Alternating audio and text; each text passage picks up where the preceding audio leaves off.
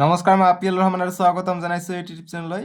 আজি আমি পঢ়িম ক্লাছ 7ৰ কম্পিউটাৰ কিতাপ যিখন আছে তোমালোকৰ ICT কিতাপ, তাৰে আজি আমি লেসন 6টো কৰিম, ড্ৰ ইয়ৰ ইমেজিনেশ্যন। সো খুবেই ইম্পৰ্টেণ্ট চেপ্টাৰ এইটো, ইয়াৰ পৰা তোমালোকৰ পৰীক্ষাত প্ৰশ্ন আহিব।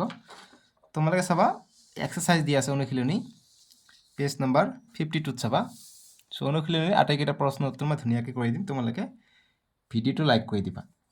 সো প্ৰথমত আমাক কৈছে যে এক্সাৰচাইজেছত মাৰ্ক ট্ৰু অৰ ফলছ, মানে সঁচা মিছা ক'ব কৈছে যে Paint is a software used only for colouring simple images.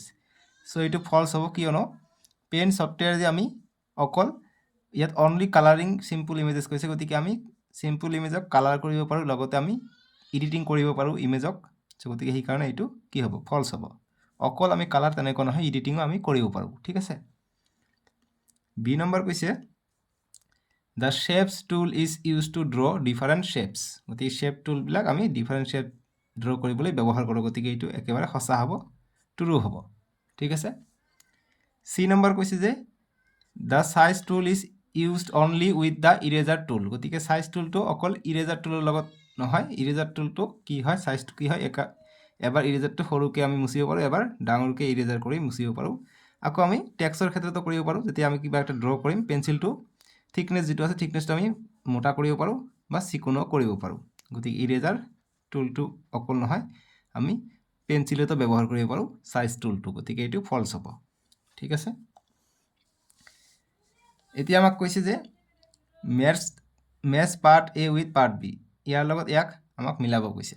যেনেকৈ কৈছে যে দ্য পেঞ্চিল টুলটো কি হয়, পেঞ্চিল টুলটো মিলিব ইয়াৰ লগত 3 নম্বৰ লগত, যে is use two draw A free form curve বা লাইন আমি ড্ৰ কৰিব পাৰোঁ পেঞ্চিল টুলৰ সহায়ত।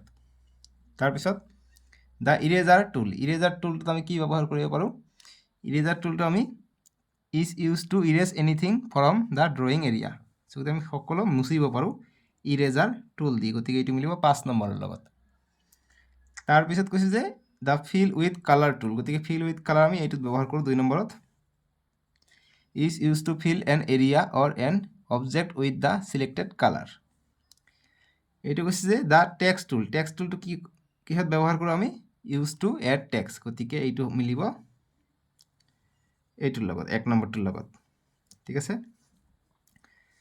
তাৰপিছত কৈছে যে দ্য ব্ৰাছেছ টুলটো কিহত মিলিব, এইটোৰ লগত মিলিব, is use for drawing and colouring, ঠিক আছে।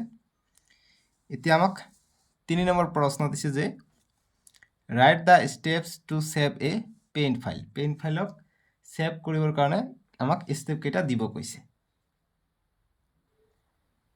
চ' ছেভ কৰাৰ কাৰণে পেইণ্ট ফাইলত কি কৰিব লাগে, এইটোৰ কাৰণে তোমালোকে কিতাপৰ পেজ নম্বৰ 50 চাবা।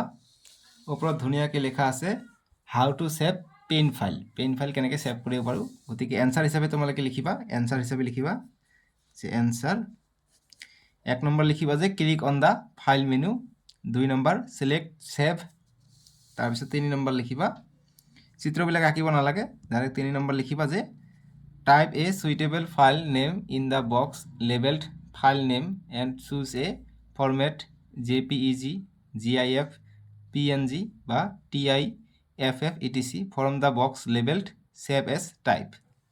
আৰু 4 number click the save button, bus হৈ গ'ল ছেভ কৰাটো, ঠিক আছে।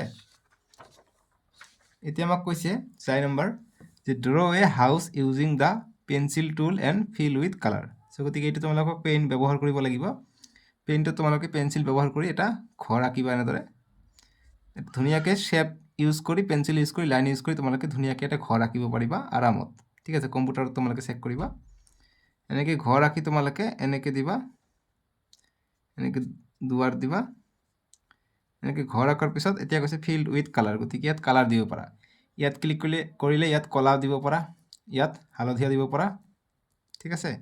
আৰু ইয়াত ফিল উইথ কালাৰ ব্যৱহাৰ কৰিবা, ইয়াত ব্লেক দিব পাৰা, ইয়াতো ব্লেক দিব পাৰা, ঠিক আছে। ইয়াত ব্লেক, এইখিনিত য়েল্ল' দিব পাৰা বেৰখিনিত, বাছ এনেকৈ এইটো প্ৰেক্টিকেলৰ কাৰণে আহিব পাৰে প্ৰশ্নটো, ঠিক আছে।